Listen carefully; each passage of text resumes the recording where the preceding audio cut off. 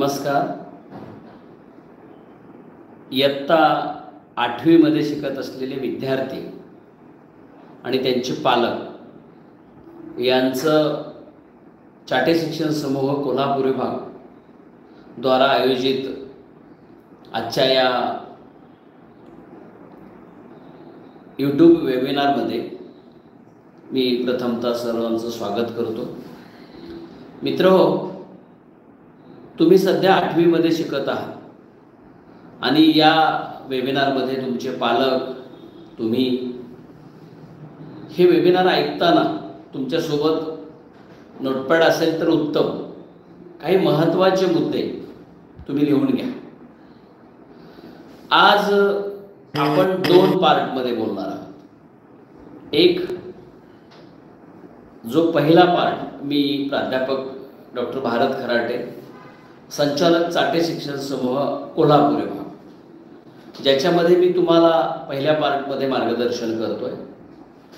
आणि दुसरा पार्ट साधारणतः माझं 15 ते 20 मिनिटाचं टॉक झाल्यानंतर प्राध्यापक सर्जेराव राऊत, जे चाटे शिक्षण समूहाच्या कोल्हापूर विभागाच्या अकॅडमिकचे कोऑर्डिनेटर आहेत, मॅथमॅटिक्सचे शिक्षक आहेत, ते बोलणार आहेत. साधारणतः असा 40 मिनिटाचा हा आपला मार्गदर्शनाचा कार्यक्रम आहे.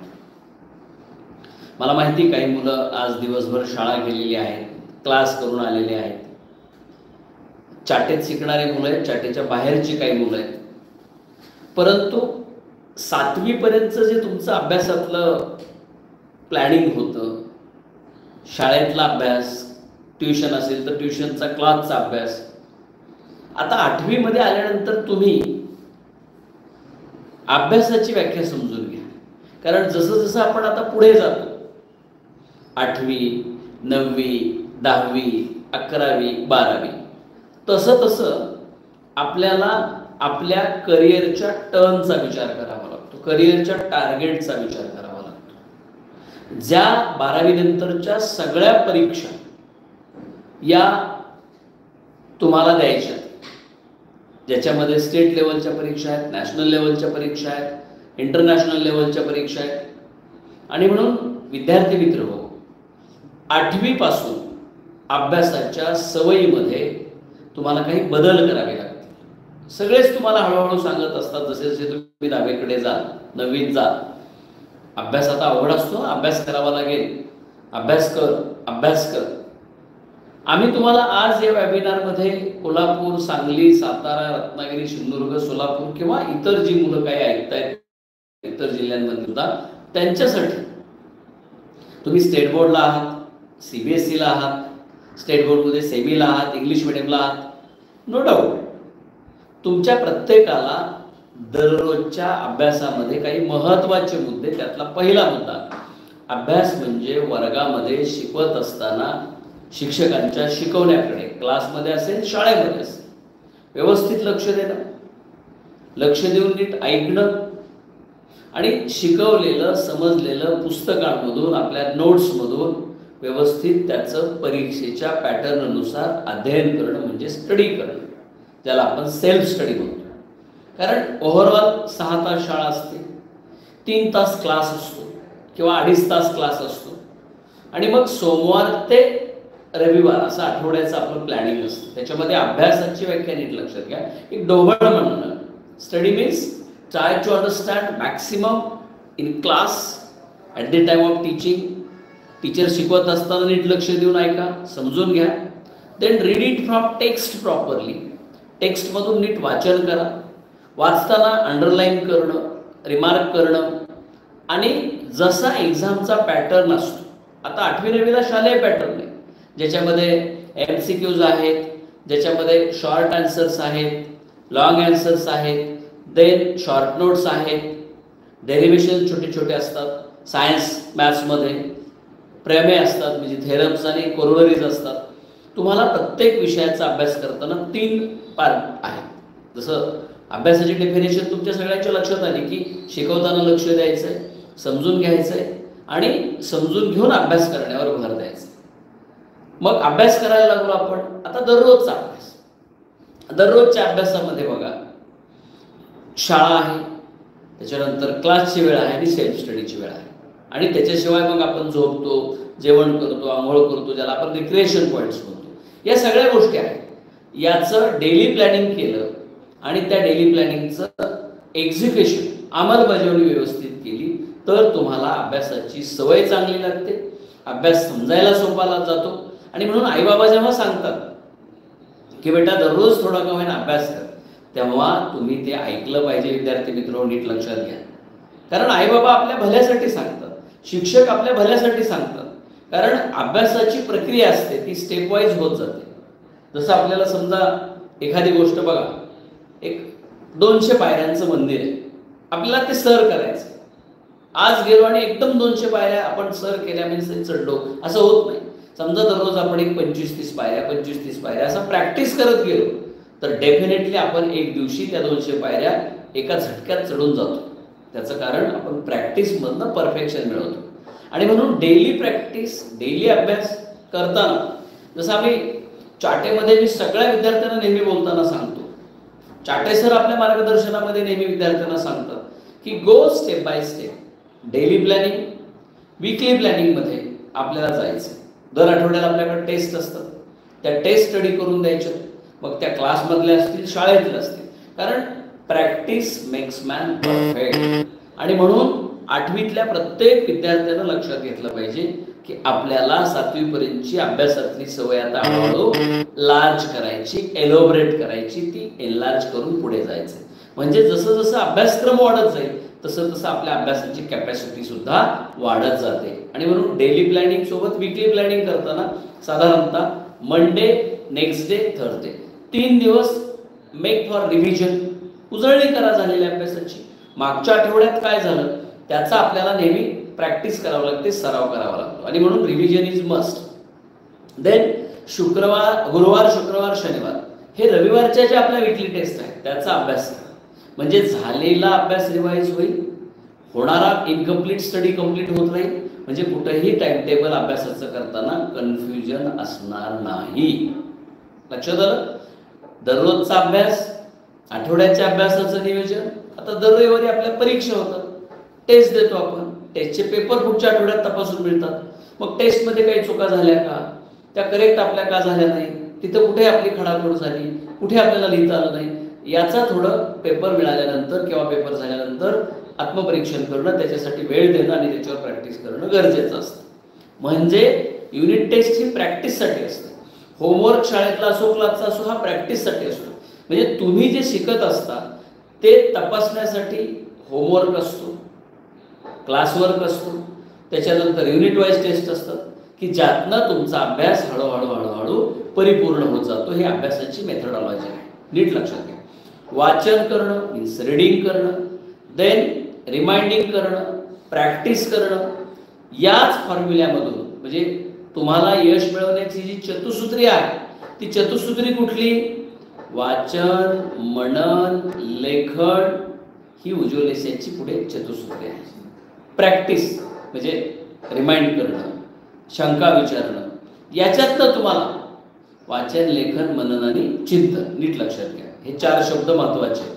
वाचन, रीडिंग, मनन, रिमाइंड करणं, चिंतन करणं म्हणजे रिकॉल करणं, आणि प्रॅक्टिसिंग करणं म्हणजे रायटिंग करणं, प्रॅक्टिस करणं. या पद्धतीनं 8वीला सवय लागेल. तुम्हाला थोडं कठीण जाईल कारण 8वीचा सिलेबस थोडासा 7वी आणि 6वी पेक्षा जास्त आहे. आणि म्हणून पालकांनी एक गोष्ट लक्षात घ्यायची की आपल्या पाल्याला हे जे रिक्वायरमेंट तयार होत असतात अभ्यासातल्या, एज वाढत असतं तसं तसं मुलं टीन एजकडे जाताना त्यांना मोबाईलसारखा मित्र मिळतो, त्याच्यानंतर इतर गोष्टींमध्ये इंटरेस्ट तयार होतो, फ्रेंडशिप वाढत जाते, मग बर्थडे किंवा ह्या गोष्टी. या वेळेला आपल्या पाल्यासोबत वेळ देणं, कारण पालकत्व हे केवळ संगोपन नसतं, प्रेरणा ही खरी पालकांची जबाबदारी असते.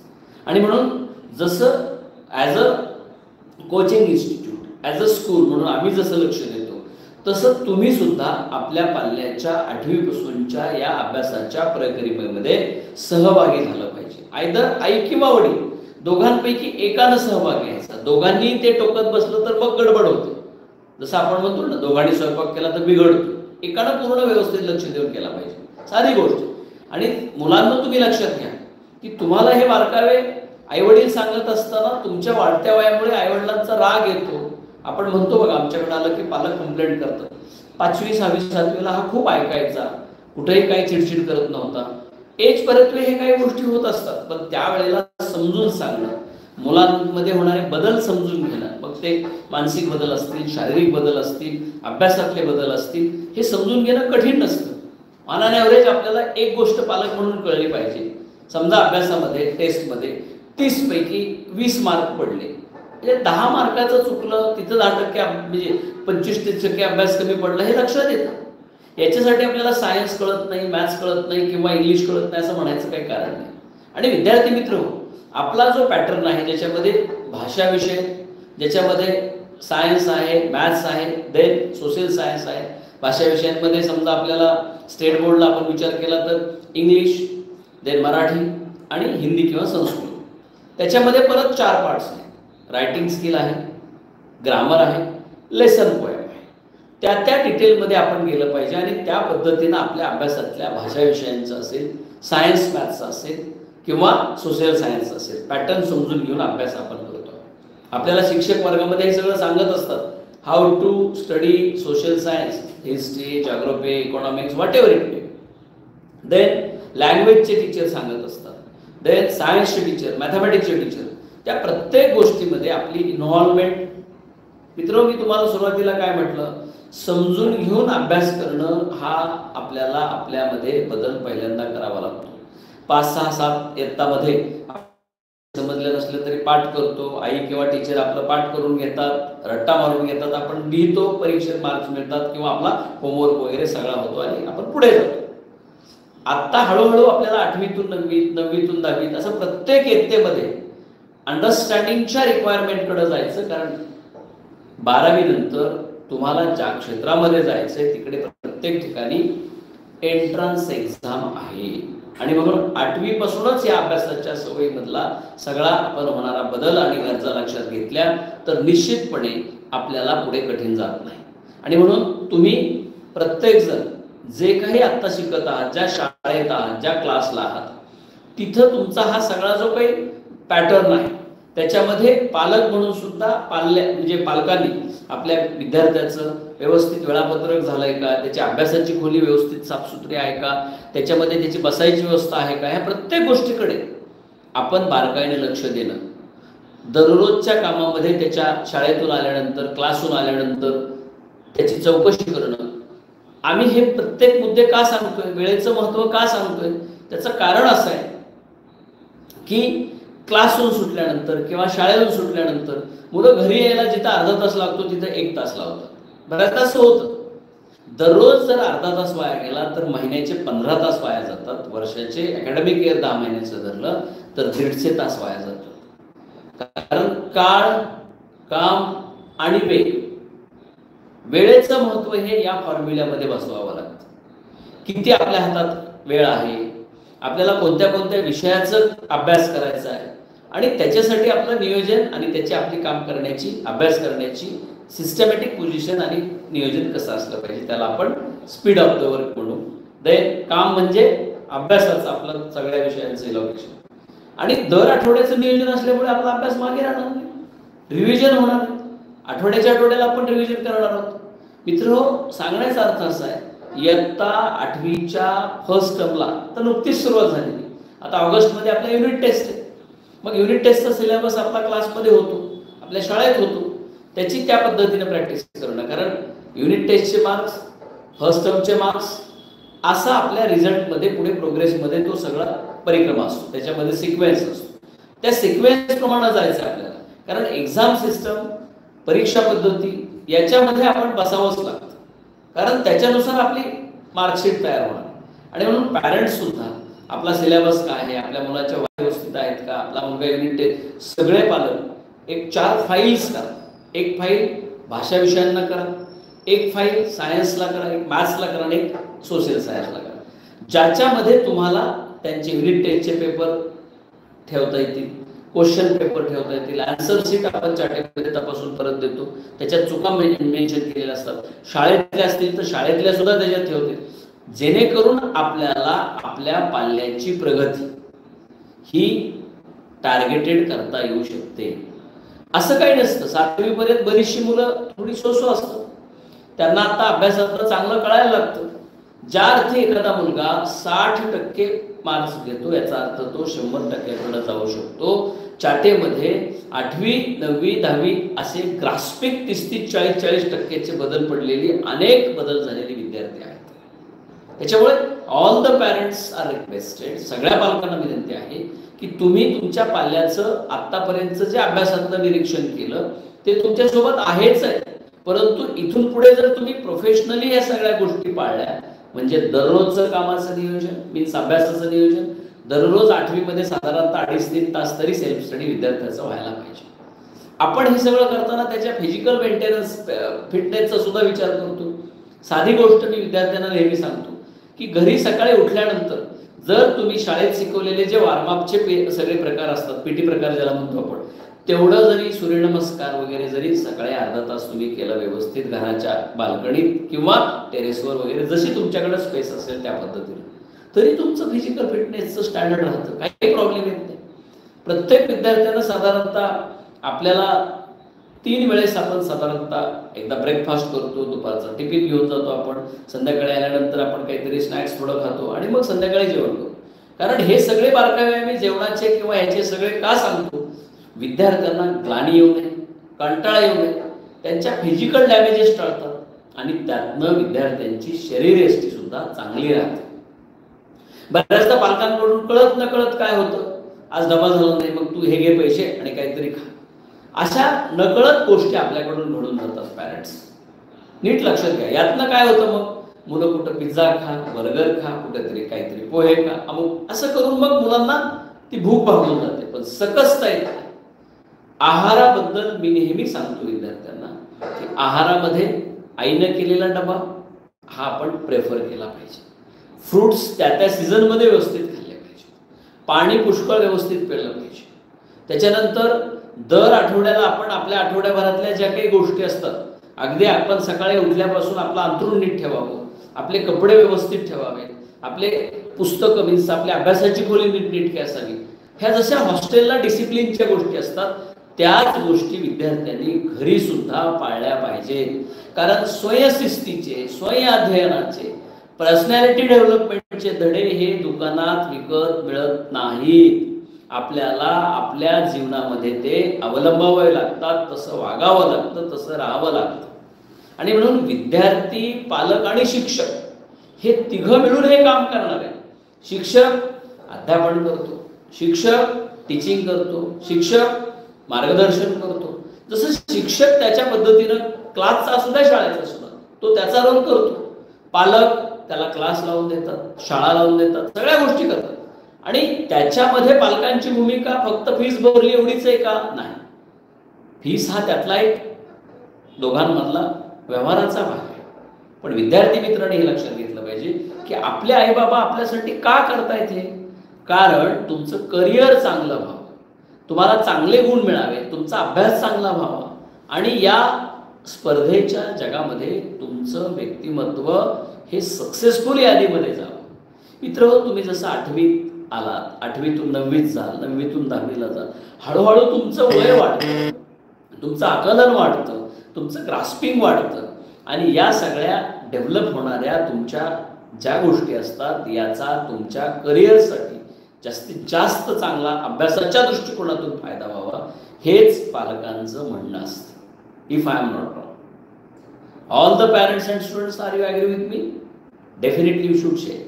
कारण हे तुमच्या व्यक्तिमत्वातल्या अभ्यासातल्या गोष्टी, आणि पालक असू दे विद्यार्थी असू दे, व्यक्तिमत्व हे घडवावं लागतं. त्याच्यासाठी पॅटर्न असतो, त्याच्यासाठी परिश्रम घ्यावे लागतात, त्याच्यासाठी आपल्याला या सगळ्या गोष्टी अंगीकाराव्या लागतात. हे कुठल्या एखाद्या दुकानात गेलो आपण आणि आम्हाला व्यक्तिमत्व द्या, आम्हाला अभ्यास द्या असं म्हणून चालेल का? निश्चित नाही. आणि म्हणून चाटे क्लासेसमध्ये चाटे सर आणि चाटे सरांसोबतची सगळी टीम आम्ही नेहमी विद्यार्थी पालकांना 8वी ते 12वीच्या टप्प्यामध्ये त्याच गोष्टी सांगतो की ज्या त्यांना 12वी नंतरच केवळ नाही, 8वी नंतरच केवळ नाही, तर त्यांच्या पूर्ण पुढच्या जीवनामध्ये उपयोगी पडणाऱ्या आहेत. अभ्यासाची सवय कुणाला नको असते? सगळ्यांना पाहिजे असते. चांगला अभ्यास केला म्हणून मार्क्स कमी पडले असं कधीही होत नाही. आणि म्हणून आपल्याला आपल्या भविष्यासाठी हे सगळं सांगितलं जातंय. आपलं भविष्य यातनं उज्ज्वल होणार आहे हे विद्यार्थ्यांनी पहिल्यांदा मनपूर्वक स्वीकारलं पाहिजे. All the students are requested accept the things very by heartly, whole heartly, because इसमें से आपका फ्यूचर बनने वाला है. त्याच्यामुळं आई म्हणती म्हणून अभ्यास करायचा, शिक्षक सांगतात म्हणून अभ्यास करायचा, no, you should like the things. जसं बघा, काही मुलांना खेळायला आवडतं, काही मुलांना काही खायला आवडतं. आता एखाद्या मुलाला पिक्चर बघायला आवडतो, एखाद्या मुलाला काही अनेक आवडीनिवडी असतात. ती आवड निवड समोर आली की आपल्या अगदी बिलकुल आपला चेहरा प्रसन्न होतो. पण सायन्सबद्दल बोलायला लागलं, मॅथमॅटिक्सबद्दल बोलायला लागलं की लगेच आपला चेहरा पडतो. That should not be. जसे इतर गोष्टी आपल्याला आवडतात तसं आपलं करिअर घडवणारा अभ्यास हा आपल्याला आवडला पाहिजे. विद्यार्थी मित्रो, नीट लक्षात घ्या. आणि म्हणून रीडिंग करणं, होमवर्क व्यवस्थित लिहिणं. होमवर्क हा पाहून लिहू नका. होमवर्क तुम्ही झालेला अभ्यास किती कळला हे तपासण्यासाठी असतो. त्याच्यामुळं 4 प्रश्न असतील, समजा 2 प्रश्न चुकले, चुकू दे, पण 2 प्रश्न चुकले हे तुम्हाला परीक्षेच्या आधी कळेल. म्हणून न बघता अभ्यास करून होमवर्क लिहिण्याचा सराव करा, जेणेकरून तुमचा अभ्यासातला confidence day by day develop होत राहील. तुम्ही कुठलीही गोष्ट बाय हार्ट जेव्हा करता, जेव्हा परीक्षेच्या दृष्टीनं करता, जेव्हा तुमच्या स्वतःच्या रेट ऑफ इंटरेस्टमध्ये करता, तेव्हा तुम्हाला त्याच्यात सक्सेस हे मिळतंच. आणि म्हणून पालकांनी एक 5 गोष्टी नीट लक्षात घ्यायच्या. आपल्या पाल्याला डेली प्लॅनिंग, अभ्यास म्हणजे काय, दररोजच्या अभ्यासाचं महत्त्व, आठवड्यातले 3 दिवस रिव्हिजनला, 3 दिवस पुढचा इनकम्प्लीट स्टडी करण्यासाठी, दर आठवड्याच्या टेस्टची प्रॅक्टिस, रीडिंग, रिमाइंडिंग, रायटिंग हा फॉर्म्युला, ज्याच्यामध्ये वाचन, मनन, लेखन, चिंतन ही चतुसूत्री येते. पुस्तकं असतात, पुस्तकांशिवाय आपल्याला भाषा विषयांसारख्या विषयांचा अभ्यास करण्यासाठी काही अवांतर वाचन करावं लागतं. ते वेगवेगळ्या विषयांचं लिखाण, म्हणजे ज्याला लेखन कौशल्य डेव्हलप करताना त्याचा फायदा होतो. सायन्स मॅथमॅटिक्समध्ये जसं स्टेट बोर्डची मुलं असू दे, CBSEची मुलं असू दे, त्यांना आता हळूहळू रेफरन्स बुक्स इतर जे असतात प्रॅक्टिससाठीचे काही मार्केटमध्ये, जनरल स्टोर्समध्ये, पुस्तकाच्या दुकानामध्ये, ते आम्ही तुम्हाला सांगत असतो. त्याच्यानंतर पुढे आपण जाताना हे सगळं करतो, या करण्यातनं आपलं भलं होणार आहे हे कुठंही विद्यार्थ्यांनी विसरायचं नाही. पालकांनी आपल्या मुलाचे मित्र कोण आहेत, त्याचा संगत गुण कोणासोबत आहे हे नेहमी बघणं गरजेचं. आज समाज व्यवस्थेमध्ये आपण बघतोय की अगदी 8वी 9वी 10वी 11वी 12वीच्या वयामध्ये मुलांना नको त्या गोष्टी अट्रॅक्ट करतायत. या सगळ्यांपासून आपल्या पाल्याला बाजूला ठेवण्याची जबाबदारी ही आपली असते. आपण ती दुसऱ्यावर ढकलता येणार नाही. आणि त्याच्यामुळे आईवडिलांपैकी एकानं दररोजच्या दररोज, आठवड्याच्या आठवड्याला आपल्या मुलाचं अगदी दप्तर बघण्यापासून, त्याच्या नोटबुक चेक करण्यापासून, त्याच्याकडं मोबाईल शक्यतो दिला नाही तर उत्तम. नीट लक्षात ठेवा, आमचा टेक्नॉलॉजीला कुठलाही विरोध नाही, पण योग्य ठिकाणी योग्य वेळी त्याचा वापर जर झाला तर त्याच्यामध्ये मुलांचा वेळ जाणार नाही, मुलं सेल्फ अटेंडेड होतील, मुलांना व्यवस्थित अभ्यास करण्याची सवय लागेल. आणि जेवढी सवय सेल्फ स्टडीची चांगली लागेल, जेवढी मुलं स्वावलंबी अभ्यासात करता येतील, त्याचं हे एज असतं जिथं 8वी ते 10वीचा तो फेज असतो. आणि म्हणून पालकांनी इथे थोडंसं आईवडिलांपैकी एकानं ठरवून लक्ष देणं, समजून घेऊन त्या गोष्टी करणं, कंटाळा न करणं. तुम्हाला माहिती सगळ्यांना, समय तो किसी का इंतजार नाही करता. वेळ कोणासाठी थांबतो का? आणि म्हणून वेळेसोबत आपल्याला नाही तर वेळेच्या पुढं आपल्याला पावलं टाकून चालावं लागतं. कारण ॲस्पिरंट्स बघा, 60-70 मुलं तयारी करतात, तेव्हा त्यातला एक मुलगा नॅशनल किंवा स्टेट लेवलच्या एक्झाम्समध्ये सिलेक्ट होतो. आपल्या एक्सपेक्टेड परीक्षार्थींची संख्या जास्त असते प्रत्येक ठिकाणी. आणि म्हणून आपल्याला स्कॉलरशिपच्या परीक्षा, MTS NTSC सारख्या परीक्षा, मेंटल ॲबिलिटीच्या काही परीक्षा, विषय प्रावीण्य परीक्षा, या परीक्षांबद्दल सुद्धा पुढचं माझ्यानंतरचं जे मार्गदर्शन आहे प्राध्यापक राऊत सरांचं, ते त्याच्यात विशेषतः तुम्हाला मार्गदर्शन करणार आहेत. मित्रहो आणि पालकगण, आज तुमच्यासाठीचा हा पहिला फेज आहे. पुन्हा आपण दर महिन्याला किमान एकदा तरी मार्गदर्शन, मग ते ऑफलाईन आपल्या ब्रँचेसवरचं असेल, त्याच्यानंतर काही सभागृहामधले प्रोग्राम्स असतील, त्याच्यानंतर असं ऑनलाईन आपण इंटरॅक्ट होणार आहोत. उद्देश हाच आहे की 8वीपासून विद्यार्थ्यांना अभ्यासाची नियमितपणा यावा, त्याच्यानंतर त्यांचं वाचन, लेखन, मनन, चिंतन चांगलं डेव्हलप व्हावं, त्यांच्यामध्ये इच्छाशक्ती चांगली तयार व्हावी, त्यांना हळूहळू स्टेट आणि नॅशनल लेवलच्या कॉम्पिटेटिव्हमध्ये सहभागी होण्याचा रेट ऑफ इंटरेस्ट डेव्हलप व्हावा. चाटे सर नेहमी सांगतात की योग्य मार्गदर्शन, सातत्यपूर्ण परिश्रम हाच खरा उज्ज्वल यशाचा राजमार्ग असतो. सांगण्याचा अर्थ असा आहे की तुम्ही चाटेत आहात, स्कूलमध्ये आहात, तुम्ही ज्या त्या ठिकाणी मित्र हो आणि पालकगण त्या वेळेला त्याचा फॉलोअप घेणं, आपण करत असलेल्या कामाचं मूल्यमापन जे सांगितलं जातं, जिथं जिथं करेक्शन्स केल्या जातात त्या नीट ऐकणं आणि आपल्याला त्या परिक्रमेमध्ये इन्व्हॉल्व करून घेणं.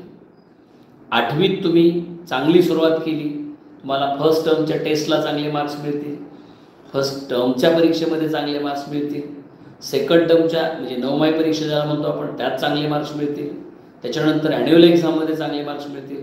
आणि केवळ मार्क्स मिळणार नाही, तुमच्याकडे सगळ्या टीचरांचा बघण्याचा दृष्टिकोन हा अभ्यासू विद्यार्थी आहे असा होईल आणि त्याचा फायदा तुम्हाला तुमच्या अकॅडमिक एक्सलन्स डेव्हलप करण्यासाठी होईल. So all the students and parents, आता CBSE आणि स्टेट बोर्डमध्ये जो काही ड्युरेशन, सब्जेक्टिव्ह वगैरे डिफरन्स आहे तो आहेच आहे, तो तुम्हाला academic point of view teachers आणि स्कूलमध्ये क्लासमध्ये सांगतात. आजच्या आपल्या वेबिनारमधनं आम्ही तुम्हाला जे काही तुम्हाला एक्सपेक्टेड तुमचं ड्रीम आहे, आता 8वीपासून नव्हे तर 5वीपासून मुलं त्यांचं एम अँड ऑब्जेक्ट ठरवायला लागलेले आहेत, पालक त्या पद्धतीनं विचार करायला लागलेले आहेत आणि जे काही शैक्षणिक धोरण नवीन येतं आहे त्या प्रत्येक स्टेजला चाटे ग्रुपमधली स्कूल असेल, क्लासेस असतील, कॉलेज अकॅडमी असेल, आम्ही त्याचा अभ्यास करतो, त्या परीक्षा पद्धतीचा स्वीकार करतो आणि त्याप्रमाणे आमच्या अकॅडमिक डिपार्टमेंटकडून टीचर्स ट्रेनिंग म्हणा, आमच्या हेड ऑफिसकडून मार्गदर्शन म्हणा, हे सगळ्या गोष्टी होतात आणि मग त्यातनं आम्हाला एक्सलंट रिझल्ट मिळतो. त्याच्यामुळं व्हॉटेवर एक्झाम सिस्टम ती काय जी येईल त्या एक्झाम सिस्टममध्ये कॉम्पिटेटिव्ह एक्झाम सिस्टम असू दे, बोर्ड एक्झाम सिस्टम असू दे, सेल्फ व्हॅल्युएशन सिस्टम असू दे, सेल्फ ॲनालिसिस सिस्टम असू, व्हॉटेवर इट मे बी, त्याला आम्ही नेहमी अडॉप्ट करतो. आणि म्हणून गेली 37 वर्ष चाटे ग्रुप ऑफ एज्युकेशनच्या प्रत्येक ॲक्टिव्हिटीला, क्लासेस असतील, स्कूल युनिट असेल, स्टेट बोर्ड CBSE असेल, त्याच्यानंतर क्लासेसमध्ये स्कूल कॉलेज अकॅडमी असेल, आमचं JEEच्या परीक्षेतलं यश असेल, नीटच्या परीक्षेतलं यश असेल, IITच्या परीक्षेमधलं यश असेल, हे आमच्या विद्यार्थ्यांना मिळतं आहे.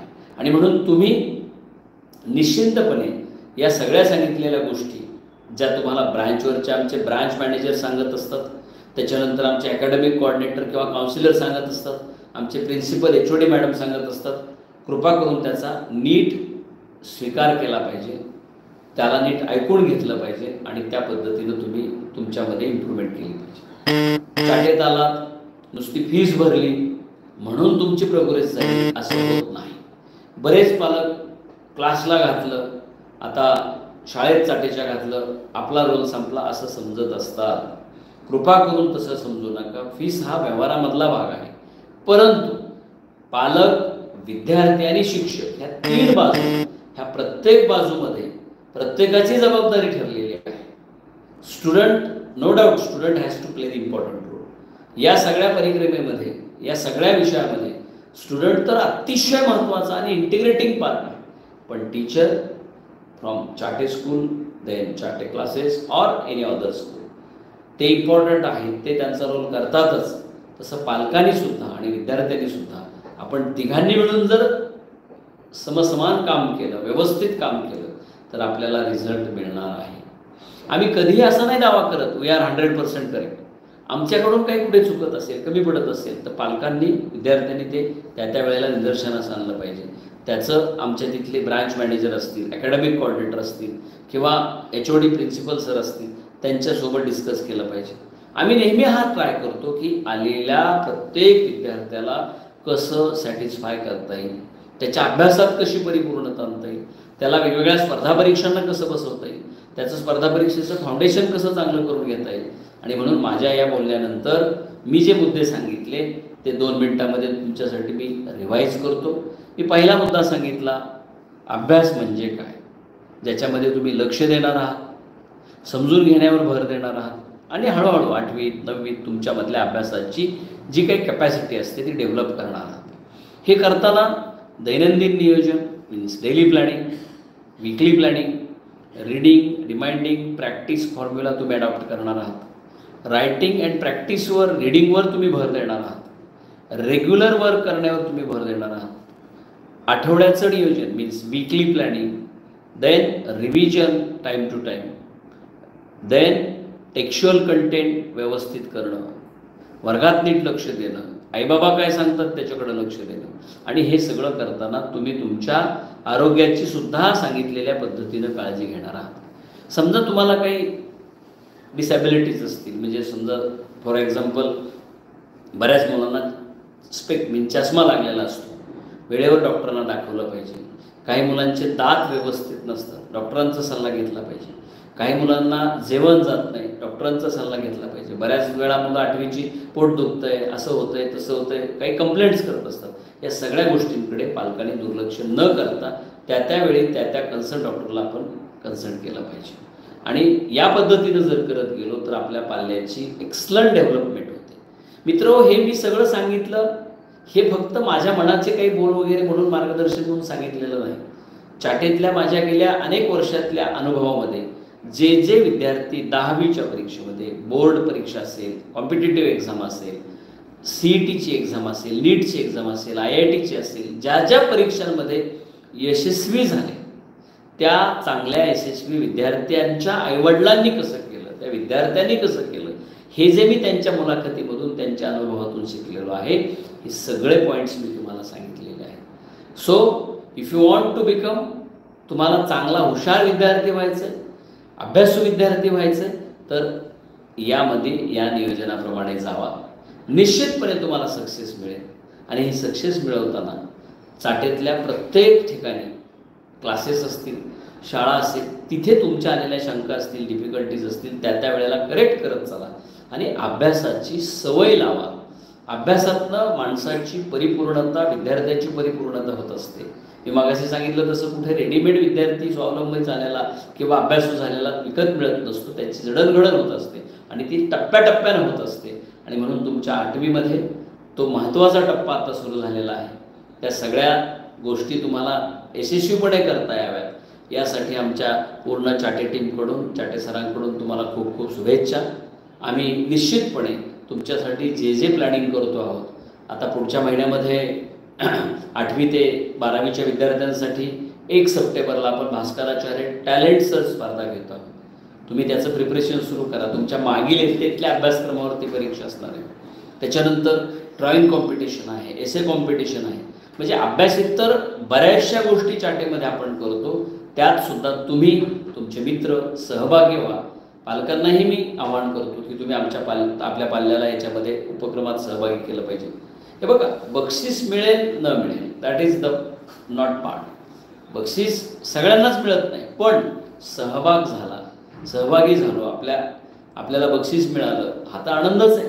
पण आपण कुठे आहोत हे सुद्धा कळतं. त्याच्यामुळं ज्या स्पर्धांमध्ये आपल्याला बसता येतं, ज्याच्यामध्ये आपल्याला सहभाग घेता येतो, जे अभ्यासेतर सुद्धा आपल्याला न्यूजपेपर्स, मॅगझिन्स वाचता येतात, काही व्याख्यानं ऐकता येतात.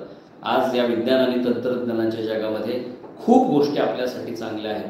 त्या चांगल्या गोष्टींचा आपण अंगीकार करूया आणि आपला एक विद्यार्थी जो आहे तो आदर्श विद्यार्थी, आदर्श नागरिक घडवण्यासाठी आपण कामाला लागूया. मला असं वाटतं की आजच्या या वेबिनारमध्ये 8वी हा आपला अतिशय शुभस्य शीघ्रम म्हणतो असा दिवस आहे. आता 8वीपासून 8वी, 9वी, 10वी, 11वी, 12वी 5 वर्ष आपण काम करणार आहोत. त्याच्यामध्ये तुमचं आमचं मार्गदर्शन, बोलणं, तुमच्या सूचना, आमचं त्याच्याबद्दलचा प्रतिसाद, ह्या सगळ्या गोष्टी चांगल्या पद्धतीनं आपण करूया. सन्माननीय चाटे सरांनी जी घालून दिलेली कार्यपद्धती आहे त्याच्यामध्ये आजही सर दैनंदिन सगळं लक्ष देत असतात, ते बघत असतात. त्याच्यामुळे आपल्याला ह्या सगळ्या गोष्टी त्यांच्या मार्गदर्शनाखाली पुढे नेता येतील. निश्चितपणे आपण ह्या गोष्टी सक्सेसमध्ये करूया. माझ्या या बोलल्यानंतर मी प्राध्यापक सर्जेराव राऊत यांना विनंती करतो की त्यांनी पुढच्या 20 मिनिटातला जो आपला दुसरा टप्पा आहे त्याच्यामध्ये पर्टिक्युलरली ते तुम्हाला फाउंडेशन कोचिंग, त्याच्यानंतर कॉम्पिटिटिव्ह एक्झाम याचं प्रिपरेशन याच्याबद्दल ते बोलणार आहे. मी राऊत सरांना निमंत्रित करतो. तुम्ही सर्व पालक विद्यार्थी पुढची 20-25 मिनटंसुद्धा याच पद्धतीनं या सगळ्या गोष्टी ऐका. आपल्या मित्रपरिवारालाही चाटे परिवारासोबत क्लासेस असतील, शाळा असेल, इथे सहभागी करण्यासाठी नेहमी आग्रही राहा. कारण महाराष्ट्रातली ही अशी एकमेव ब्रँड आहे की जिनं गेली 37 वर्ष महाराष्ट्रातल्या अगदी सर्वसामान्य विद्यार्थ्याला एका अत्युच्च शिखरापर्यंत नेलेला आहे. So wish all the best. Have a nice time. Thank you very much.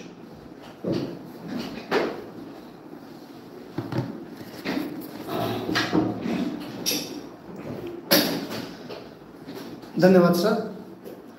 आत्तापर्यंतच्या कालावधीमध्ये इयत्ता 8वीमध्ये शिकत असलेले विद्यार्थी आणि त्यांच्या पालकांसाठी योग्य असं मार्गदर्शन आमचे मार्गदर्शक आणि चाटे शिक्षण समूह कोल्हापूर विभागाचे संचालक प्राध्यापक भारत खराटे सर हे करत होते. मित्र, इयत्ता 8वी हा नवीन शैक्षणिक धोरणामधल्या 5+3+3+4 त्या +3 मधला शेवटचा टप्पा आहे. याच्यानंतर आपण +4 मध्ये जाणार आहोत आणि हा +4चा टप्पा जो आहे तो आहे इयत्ता 9वी, 10वी, 11वी आणि 12वी. इयत्ता 8वी हा शेवटचा टप्पा जरी असला तरी इयत्ता 9वी मध्ये प्रवेश करण्यापूर्वी आपल्याकडे काय असायला पाहिजे याचं समग्र चित्रण जे आहे ते इयत्ता 8वी मध्ये आपल्यातल्या प्रत्येकाला कळतं आणि त्याच्यामुळेच इयत्ता 8वीला मी 9वी ते 12वीचा पाया, 9वी ते 12वीचं फाउंडेशन असं म्हणतोय. इयत्ता 8वी मधले विद्यार्थी इयत्ता 7वी मधून 8वी मध्ये ज्या वेळेला येतात त्यावेळेला ते न कळतपणे इयत्ता 9वी ते 12वीच्या तयारीला लागतात. आपल्या माहितीसाठी मी सांगेन, सायन्स असेल किंवा मॅथमॅटिक्स असेल, इव्हन इंग्लिश असेल, SST असेल, यातला कोणताही टॉपिक इयत्ता 8वीतला हा इररिलेव्हंट नाहीये. 9वी आणि 10वीचा जवळपास 50% जास्त सिलेबस जो आहे हा इयत्ता 8वी मध्ये चालू होतो आणि त्याच्यामुळे इयत्ता 8वी मधला आपला अभ्यास जो आहे तो अधिक सजग असावा, अधिक सखोल असावा, याच्यासाठी आपल्याला काम करावं लागेल. आणि म्हणून मी आज माझ्या बोलण्याची सुरुवातच जी करणार आहे ती रिलेटेड टू अभ्यास करताना अभ्यास का, कसा, कधी याच्यावरती जास्त फोकस करणार आहे. महत्त्वाची पहिली गोष्ट जी विद्यार्थ्यांच्या बाबतीमध्ये नेहमी होते ती ही होते की अभ्यास म्हणजे काय हेच विद्यार्थ्यांना कळत नाही आणि मग तो कशासाठी करायचा हे माहीत नसतं. शिक्षकांनी सांगितले म्हणून अभ्यास करायचा का, पालकांनी सांगितले म्हणून अभ्यास करायचा का, फक्त वाचन, चिंतन, मनन, लेखन म्हणजे अभ्यास आहे का? नाही. अभ्यासाची संकल्पना आपल्यासमोर मांडताना 2 वेगळ्या गोष्टी ज्या आहेत त्या आपल्याला विचारात घ्याव्या लागतील. याच्यातली पहिली गोष्ट जी आहे ती ही आहे, अभ्यास म्हणजे तुम्हाला येणाऱ्या गोष्टींचा सराव जास्तीचा करणं आणि मग 2 नंबर अभ्यास म्हणजे न येणाऱ्या गोष्टींचा ध्यास घेणं आणि त्याच्याबद्दलची अधिक माहिती जमा करणं. इयत्ता 8वी मधला विद्यार्थी हा याच्यामध्ये अनभिज्ञ असल्यामुळं बऱ्याच वेळेला येणाऱ्या गोष्टीची प्रॅक्टिस पुन्हा पुन्हा करावी लागते हे तो विसरतो आणि त्याच्यामुळं पुढचं पाठ आणि पाठीमागचं सपाट अशी बऱ्याच वेळेला अवस्था जी आहे ती अवस्था आपल्यातल्या प्रत्येकाची होते. त्याच्यामुळं अभ्यास कशासाठी करायचा याचा विचार करताना काहीतरी आपलं टार्गेट जे आहे ते फिक्स असायला पाहिजे. मी अभ्यास कशासाठी करायचा तर इयत्ता 8वी मध्ये मला 95% मार्क मिळवण्यासाठी अभ्यास करायचा आहे, इयत्ता 8वी मध्ये मला 97% मार्क मिळवण्यासाठी अभ्यास करायचा आहे, अमुक अमुक विषयांमध्ये मला पैकीच्या पैकी मार्क मिळवण्यासाठी अभ्यास करायचा आहे. असं काही ना काही टार्गेट जर आपल्या समोर असेल तर माझा अभ्यास कमी झाला, ओके आहे की जास्त होतोय याच्याबद्दलचा अंदाज आपल्यातला प्रत्येक विद्यार्थी जो आहे तो प्रत्येक विद्यार्थी मांडू शकेल. आणि हे जे टार्गेट आहे हे टार्गेट पर्टिक्युलर पालकांनी व्यवस्थितपणे लक्षात घेतलं पाहिजे. म्हणजे मग झालेल्या वीकली टेस्टमध्ये पडलेले मार्क आणि ठरवलेलं टार्गेट यांच्यामधला डिफरन्स किती आहे आणि तो डिफरन्स कमी करण्यासाठी आपल्याला अभ्यासाची वेळ वाढवावी लागणार आहे आहे तेवढी ठेवावी लागणार आहे किंवा अजून काही त्याच्यामध्ये इनोव्हेशन करायचं आहे याच्याबद्दलचा अंदाज जो आहे तो विद्यार्थी आणि पालक म्हणून, शिक्षक म्हणून आपल्या सगळ्यांना एकत्र व्यवस्थितपणे बांधता येतो। दुसरा विषय हा आहे की अभ्यास कसा करायचा। बऱ्याच वेळेला अभ्यास कसा करायचा हे माहीत नसल्यामुळं विद्यार्थ्यांचा केलेला अभ्यास विसरतो किंवा जो अभ्यास केला जातोय तो प्रॉपर होत नाहीये। मित्र, अभ्यास कसा करायचा हे सांगताना सगळ्यात पहिल्यांदा आपल्याला अभ्यासाबद्दलची भीती घालवावी लागेल। कारण बऱ्याच वेळेला आपण ज्या विषयाचा अभ्यास करणार आहोत त्या विषयाबद्दल जर भीती असेल तर केलेला अभ्यास लक्षात राहणं दूर, केलेला अभ्यास काय केलाय याच्याबद्दलची संदिग्धता आपल्या मनामध्ये निर्माण होते। त्याच्यामुळं आपल्या मनामध्ये असलेली जी भीती आहे ही भीती पहिल्यांदा बाजूला करा। प्रत्येक विषयांमध्ये पैकीच्या पैकी मार्क मिळवू शकतात हे इथून पाठीमागच्या अनेक विद्यार्थ्यांनी याच्या आधीही दाखवलंय।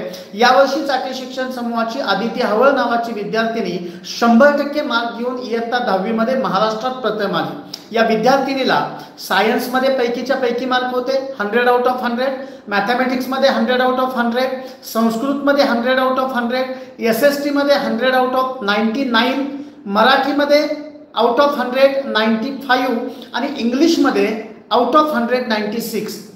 बेस्ट ऑफ 5 मध्ये या विद्यार्थिनीला 500 पैकी 495 मार्क आहे।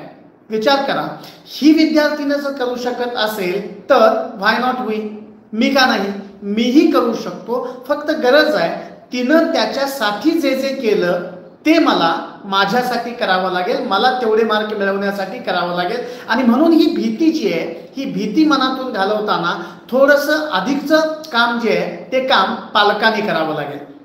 माझ्या मुलाला किंवा मुलीला अमुक एक विषय आवडत नाही असं ज्या वेळेला ती म्हणते किंवा जाणवतं त्यावेळेला त्या विषयाबद्दलची भीती तिच्या मनामध्ये तयार झालेली असते, ही गोष्ट आपल्या लक्षात यायला पाहिजे।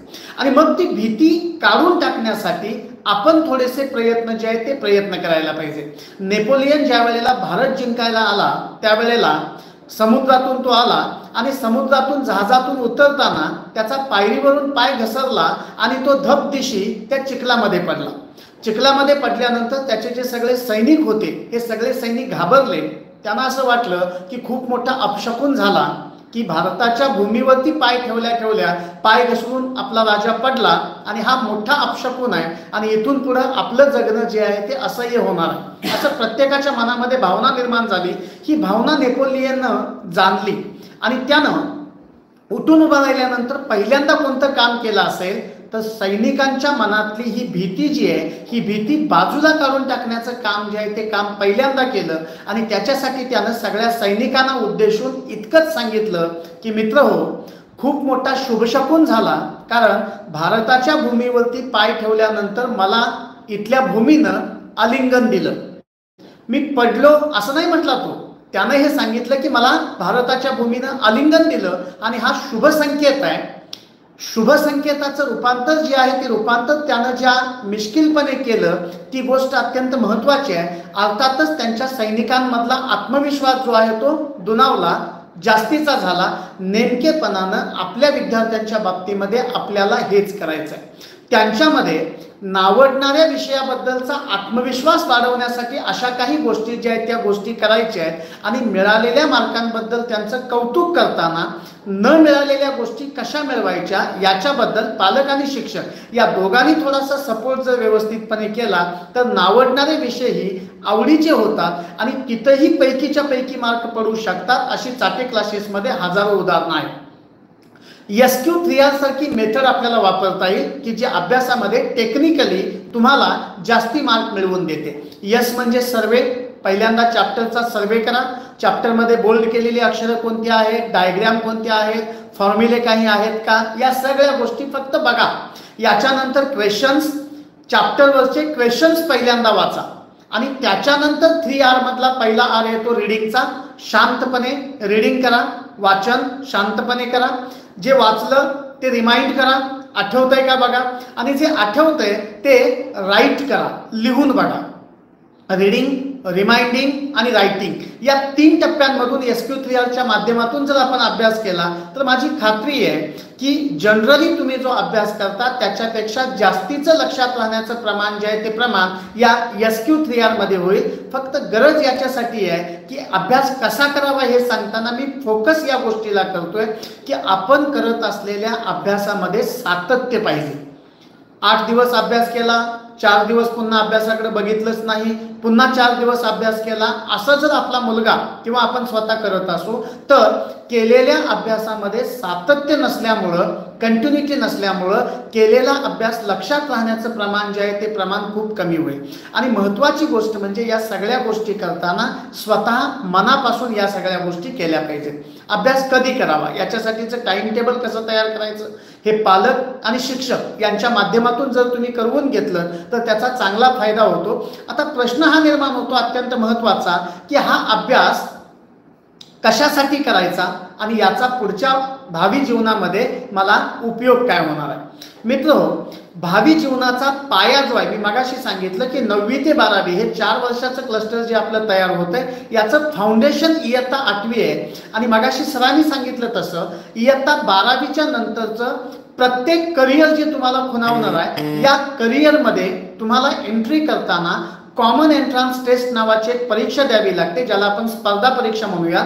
या स्पर्धा परीक्षेमध्ये ऑब्जेक्टिव्ह टाईपचे प्रश्न असतात. थोडक्यात काय तर स्पर्धा परीक्षेला सामोरं गेल्याशिवाय कोणतंही क्षेत्र आपल्यासाठी सोपं असणार नाही. आणि त्याची तयारी इयत्ता 8वी पासून करताना महत्त्वाच्या 3 परीक्षा इयत्ता 8वी मध्ये आपल्याला फेस करायची आहे. याच्यामधली पहिली आणि अत्यंत महत्त्वाची परीक्षा आहे स्कॉलरशिपची परीक्षा. स्कॉलरशिपच्या परीक्षेमध्ये 300 पैकी किती मार्क पडतात याचा विचार न करता आपल्याला स्कॉलरशिपच्या परीक्षांना सामोरं जायचं आहे. जोपर्यंत तुम्ही संकटांना सामोरं जाणार नाही तोपर्यंत तुम्हाला अनुभव मिळणार नाही. आणि जोपर्यंत तुम्हाला अनुभव मिळणार नाही तोपर्यंत तुम्ही आज काय केलं याच्यापेक्षा उद्या चांगलं करू शकणार नाही. त्यामुळे यश अपयशाचा विचार न करता या परीक्षेला सामोरं जायचं आहे. पहिली परीक्षा स्कॉलरशिप, याच्यामध्ये फर्स्ट लँग्वेज आणि मॅथमॅटिक्स पहिला पेपर असतो, थर्ड लँग्वेज आणि मेंटल ॲबिलिटी दुसरा पेपर असतो. अशा पद्धतीनं एकूण 300 मार्कांची ही परीक्षा आहे. याच्यासाठी आपल्याला प्रॅक्टिस प्रॅक्टिस प्रॅक्टिस प्रॅक्टिस आणि प्रॅक्टिस हाच एकमेव गुरुमंत्र आहे. याच्यापेक्षा वेगळा गुरुमंत्र नाही आहे. कारण सिलेबस अवघड नाही आहे, प्रॉब्लेम जो आहे तो प्रॉब्लेम आहे आपण किती वेळेला प्रॅक्टिस करतो, किती वेळेला सराव करतो या गोष्टीचा. त्याच्यामुळे यासाठीची प्रॅक्टिस आपल्याला करायची आहे. दुसरी अत्यंत महत्त्वाची परीक्षा आपल्याला इयत्ता 8वी मध्ये सामोरं जाण्यासाठी नशिबानं सामोरे येते. आणि इयत्ता 10वी पर्यंत 3 वेळेला ही परीक्षा तुम्हाला देता येऊ शकते. MTSE Maharashtra talent search examination याच्या सोबत जे आर्थिक दुर्बल घटकांमधले विद्यार्थी आहेत यांच्यामध्ये NMMS नावाची पण परीक्षा असते. या दोन्ही परीक्षांचा पॅटर्न जवळपास सारखा आहे, थोडासा बदल आहे. मॅट आणि सॅट असे 2 पेपर असतात. मॅटमध्ये मेंटल ॲबिलिटी टेस्ट, NMMSला 90 प्रश्न असतात आणि MTSCला 100 प्रश्न असतात. एवढाच फक्त फरक आहे. दुसरा पेपर जो आहे तो आहे सॅट स्कॉलेस्टिक ॲप्टिट्यूड टेस्ट. याच्यामध्ये सायन्स MTSCला 40 प्रश्न, SST 40 प्रश्न आणि मॅथमॅटिक्स 20 प्रश्न, 100 प्रश्न 100 मार्क. NMMSला मात्र 35 35 आणि 20 असं 90 प्रश्न आणि 90 मिनिटं एवढाच फरक आहे. सिलेबस 101% स्टेट बोर्डशी संबंधित आहे. त्याच्यामुळे इथं तुम्हाला वेगळ्या सिलेबसवरती तयारी करावी लागते, NCERTची पुस्तकं वापरावी लागतात, काहीही नाही. स्टेट बोर्डचा जो सिलेबस तुमच्या शिक्षकांनी तुम्हाला शिकवलेला आहे हाच सिलेबस या ठिकाणी फक्त ऑब्जेक्टिव्ह टाईपचे प्रश्न तुम्हाला सॉल्व्ह करायचे आहेत. मी परत एकदा या परीक्षेसाठीचं सुद्धा सूत्र सांगताना हेच सांगेन की इथं तुमची प्रॅक्टिस किती होते ही गोष्ट जास्त महत्त्वाची आहे. NMMS किंवा MTSCच्या परीक्षा दिल्यानंतर मिळणारे स्कॉलरशिप, मिळणारे पैसे या सगळ्या गोष्टींचा विचार थोडासा बाजूला ठेवून आपण या परीक्षा कशासाठी द्यायच्या आहेत याचा विचार करताना या परीक्षा या 12वीच्या नंतर तुम्ही ज्या परीक्षा देणार आहात त्याचं फाउंडेशन तयार करणाऱ्या परीक्षा आहेत. मित्र, आपल्या सगळ्यांना माहीत आहे कोणतीही चांगली इमारत ज्यावेळेला आपण बघतो त्यावेळेला त्या इमारतीच्या पायामध्ये घातलेले दगड आपल्याला कधीच दिसत नाही, पण हे दगड किती मजबूत आहेत याच्यावरती त्या इमारतीची उंची ठरते, याच्यावरती त्या इमारतीचं आयुष्य ठरतं. इयत्ता 8वी मध्ये तुम्हाला या ज्या 2-3 परीक्षा द्यायच्या आहेत, कमीत कमी याच्यापेक्षा जास्तीच्या परीक्षा आहेत, त्याच्याबद्दलची चर्चा आपण नंतर करूयातच. पण या 2-3 परीक्षांची तयारी करताना तुम्ही जी 8वी मध्ये मेहनत घेणार आहात, याच मेहनतीचा परिपाक म्हणून इयत्ता 9वी आणि इयत्ता 10वीतलं यश तुम्हाला मिळणार आहे. इतकंच नाही तर इयत्ता 11वी 12वी आणि त्याच्यानंतरच्या स्पर्धा परीक्षांमध्ये मिळणारे जे यश आहे, हे यश सुद्धा इथं तुम्ही किती काम करताय याच्यावरती डिपेंड आहे. इंग्लिशमध्ये असं एके ठिकाणी म्हटलं जातं, action may not bring success but no success without action. प्रत्येकच ऍक्शन तुम्हाला यश मिळवून देईल असं नाही, पण जगामध्ये असं एकही यशाची गोष्ट नाहीये की जी विदाऊट ऍक्शन तुम्हाला मिळणार आहे. त्याच्यामुळे ही ऍक्शन घेताना स्पर्धा परीक्षेमध्ये यश मिळवायचं असेल तर या 2-3 परीक्षा ज्या आहेत या परीक्षांवरती काम करणं हे जास्त गरजेचं आहे. आणि हे काम करताना प्रामाणिकपणानं करणं. कोणतीही परीक्षा असेल तर या परीक्षेचा फॉर्म्युला लक्षात घ्या. अगदी जेईई नीट सारख्या परीक्षांमध्ये सुद्धा या ठिकाणी साधारणपणे 30 ते 35% प्रश्न जे आहेत ते व्हेरी सिंपल टाईपचे असतात. 30 ते 35% क्वेश्चन जे आहेत ते मीडियम लेवलचे असतात आणि डिफिकल्टी लेवलचे जे प्रश्न आहेत ते फक्त 25 ते 30% असतात. सुरुवातीच्या कालावधीमध्ये हे 25 ते 30% डिफिकल्टी लेवलचे प्रश्न जरी बाजूला ठेवले तरी कोणत्याही परीक्षेमध्ये 70% सक्सेस जे आहे हे सक्सेस आपल्याला मीडियम लेवलचा अभ्यास करून सुद्धा मिळू शकतं. याचा अर्थ कोणतीही परीक्षा अवघड नाहीये. गरज या गोष्टीची आहे की आपण त्याच्यामध्ये पार्टिसिपेट व्हायला पाहिजे. कौन बनेगा करोडपती आपण टीव्हीच्या समोर बसून बघतो. अमिताभ बच्चननी प्रश्न विचारला की त्या प्रश्नाचं उत्तर आपण जेवता जेवता देतो आणि अमिताभ बच्चन ते उत्तर जे आहे ते उत्तर बरोबर आहे आणि याच्यासाठी तुम्ही 25 लाख जिंकले, याच्यासाठी तुम्ही 50 लाख जिंकले म्हणून सांगता. या 50 किंवा 25 लाखांपैकी आपल्याला एकही रुपया, एकही पैसा मिळत नाही. याचं कारण लक्षात घ्या, आपण त्या खेळामध्ये पार्टिसिपेट नसतो. पार्टिसिपेशन इज इम्पॉर्टंट आणि म्हणून मी तुम्हाला विनंती करणार आहे की या परीक्षांमध्ये पार्टिसिपेट व्हा, स्वतःचा सहभाग नोंदवा. अपयश जरी आलं तरी पुढच्या वर्षी आलेल्या अपयशाचं रूपांतर यशामध्ये करण्यासाठी काय करावं लागणार आहे याचा खूप मोठा अनुभव जो आहे तो अनुभव तुम्हाला निश्चितपणानं मिळेल. कारण भविष्यातील संधीचा दरवाजा म्हणजे फक्त आणि फक्त स्पर्धा परीक्षा आहे. मग त्याला तुम्ही सीईटी म्हणा, त्याला तुम्ही NMMS म्हणा, त्याला तुम्ही NTSC म्हणा, त्याला तुम्ही MTSC म्हणा, पुढच्या वर्षी तुम्हाला होमी बाबाची एक्झाम द्यायची आहे ती म्हणा. यातली प्रत्येक परीक्षा हा तुमच्यासाठीचा एक संधीचा दरवाजा आहे आणि हा संधीचा दरवाजा ऐन वेळेला ठोठावून आपल्याला चालणार नाही.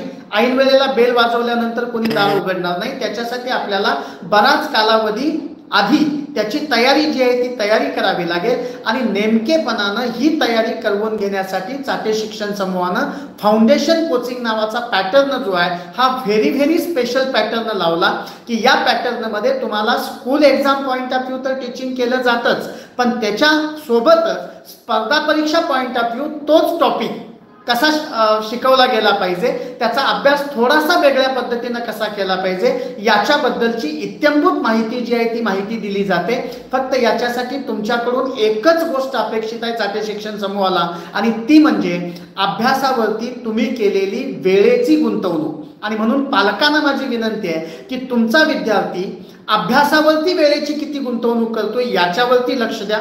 मगाशी सरांनी सांगितलं तसं अभ्यासाशी संबंधित प्रत्येक गोष्ट तुम्ही करवून घ्यावं हे अपेक्षित नाही, पण तो विद्यार्थी तेवढा वेळ अभ्यासासाठी बसतोय का, त्याचं सिटिंग 1 तासांच्या ऐवजी 1.5 तासांचं होतंय का. कारण वार्षिक परीक्षा 3 तासांची घड्याळी तुम्हाला द्यायची. मग याचा अर्थ तुमच्या विद्यार्थ्याला 3 तास एके ठिकाणी बसावं लागेल. आज 8वीतल्या बहुतांश विद्यार्थ्यांचा प्रॉब्लेम जो आहे तो प्रॉब्लेम हा आहे की 10 मिनिटे काय एका जागेला शांतपणे बसत नाही. त्याचं कारण एकमेव आहे की तशा पद्धतीची प्रॅक्टिस आपण करत नाही. ही प्रॅक्टिस आपल्यातल्या प्रत्येक विद्यार्थ्यानं करावी. याच्यासाठी पालक आणि शिक्षक मिळून हे काम केलं पाहिजे. शिक्षक क्लासेसमध्ये शाळेमध्ये हे काम त्यांच्याकडून करवून घेतीलच, पण घरामध्ये या गोष्टी तुम्ही जर करवून घेतल्या तर आपली कामं जी आहेत ती अजून सोपी होतील. ही कामं सोपी करून घेण्यासाठी अजून बऱ्याचशा गोष्टी आपल्यासोबत बोलायच्या आहेत. मगाशी सरांनी सांगितलं तसं प्रत्येक महिन्याला अशा पद्धतीनं आपण ऑनलाईन किंवा ऑफलाईन भेटणार आहोत आणि या भेटीमध्ये यातल्या बऱ्याचशा गोष्टी ज्या आहेत त्या बऱ्याचशा गोष्टी आपल्याला एकमेकांसोबत डिस्कस करायचं आहे. आपल्याला कोणत्या गोष्टी अजून चांगल्या पद्धतीनं समजावून घ्यायच्या आहेत, कोणत्या गोष्टींबद्दलचं मार्गदर्शन आपल्याला पाहिजे आहे याच्याबद्दलचे फीडबॅक सुद्धा या युट्यूबच्या कॉमेंट्समध्ये जर तुम्ही दिले तर ते उद्या परवा आम्ही निश्चितपणे बघू. आणि याच्या नंतरचं वेबिनार आहे किंवा ऑफलाईन सेमिनार जे आहे या सेमिनारमध्ये त्या गोष्टींवरती जास्तीचं फोकस जे आहे ते फोकस निश्चितपणानं देता येईल. मी पालकांना इतकंच सांगेन की विद्यार्थ्यांसोबत अभ्यास ही एक आनंददायी प्रोसेस होण्यासाठी जास्तीचे प्रयत्न करा. विद्यार्थ्यांना रागवू नका. विद्यार्थी ज्या वेळेला अभ्यासामध्ये कमी पडतोय असं तुम्हाला वाटेल त्यावेळेला विद्यार्थ्याला त्याला दोष न देता क्लासवरती या, शिक्षकांना भेटा. तुम्ही चाटे क्लासेसमध्ये ॲडमिशन घेतलंय किंवा न घेतलंय याचा विचार न करता चाटे शिक्षण समूहाच्या कोणत्याही जवळच्या शाखेवरती जर तुम्ही गेला तर फ्री ऑफ कॉस्ट तुम्हाला मार्गदर्शन करण्याची जबाबदारी आमची आहे. आम्ही सामाजिक काम म्हणून ते निश्चितपणानं करू आणि तुमच्या मुलाच्या यशामध्ये खारीचा का वाटा असेना उचलण्याचा प्रयत्न जो आहे तो प्रयत्न आम्ही निश्चितपणानं करू. फक्त एकच गोष्ट लक्षात ठेवा, एकलव्य स्वयंभू होता तरीही त्याला द्रोणाचार्यांचा पुतळा करून त्याच्याकडून शिकावं लागलं. मी स्वतःच करणार आहे, मला सगळं जमतं, हा ओव्हर कॉन्फिडन्स आपल्यामध्ये आणू नका.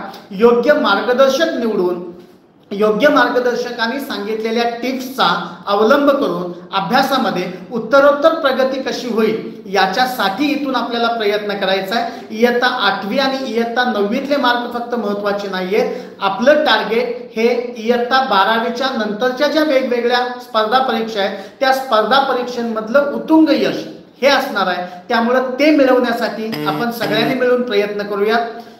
मार्गदर्शनाचा शेवट करताना मी आपल्या सगळ्यांना फक्त इतकंच सांगेन, कोंबाचा वृक्ष व्हावा, थेंबाचा सागर व्हावा, बिंदूचा सिंधू व्हावा, हिमकणाचा हिमालय व्हावा असे महान संकल्प मनात धरा.